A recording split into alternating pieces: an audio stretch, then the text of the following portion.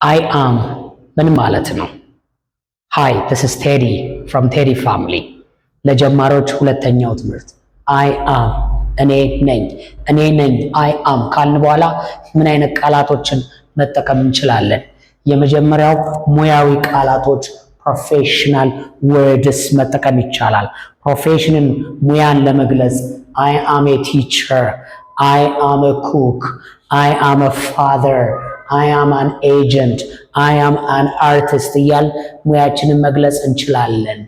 አስተማሪ ነኝ፣ አብሳይ ነኝ፣ አባት ነኝ፣ ኤጀንት ወይም አገናኝ ነኝ፣ አርቲስት ነኝ እንላለን። እዚህ ጋር አንና አን ለሁለቱ የተጠቀምነው እነዚህ በአ ስለሚጀምሩ አ ኡ ኢ አ ኤ እ ኦ የሚል አማርኛ ድምጽ ካለ አን እንጠቀማለን።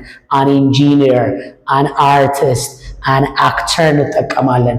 ለፕሮፌሽንስ ብቻ ነው ኤና አን የሚገባው። ሁለተኛው አይ አም ካልን በኋላ ፊዚካሊ ውጫዊ አካላችንን የሚገልጹ ቃላቶች መጠቀም ይቻላል። አይ አም ፋት ወፍራም ነኝ። አይ አም ስሊም ሸንቃጣ ነኝ። አይ አም ፌር ቀይ ነኝ ለመልክ ነው። ቀይ ሬድ ነው። አይ አም ሬድ ግን ለመልክ አንልም። ስለዚህ አም ፌር ቀይ ነኝ ለማለት። አም ክሊን ንጹህ ነኝ። አም ቦልድ መላጣ ነኝ እያል ውጫዊ አካላችንን ሊገልጹ የሚችሉ ፊዚካል ዲስክራይቢንግ ወርድስ መጠቀም ይቻላል። አም ካይንድ ደግ ነኝ። አም ኦነስት ታማኝ ነኝ። አም ፔሸንት ታጋሽ ነኝ። አም ኢምፔሸንት ታጋሽ አይደለሁም ትዕግስት የለኝም ለማለት እንጠቀማለን።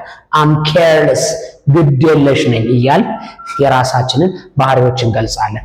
ሌላኛው describing feelings ስሜትን የምንገልጽባቸው ቃላት የሚሰሙንን ስሜት የተሰማንን ሁናቴ ስንገልጽ አም ሃፒ ደስተኛ ነኝ፣ አም ሃንግሪ ርቦኛል፣ አም ሬዲ ተዘጋጅቻለሁ፣ አም ፕራውድ ኮርቻለሁ፣ አም ታየርድ ደክሞኛል እያል የሚሰማንን ስሜቶች በመግለጽ አይ አምን መጠቀም እንችላለን። ልክ እንዲህ አይነት ቃላቶችን ሙያዊ ባህሪን የሚገልጹ ፊዚካሊን የሚገልጹ ስሜትን የሚገልጹ ቃላቶች በመጠቀም ኮሜንት ላይ የራሳችሁ ምሳሌ በመስራት መለማመድ ትችላላችሁ። ቴንክ ዩ ቬሪ ማች ባይ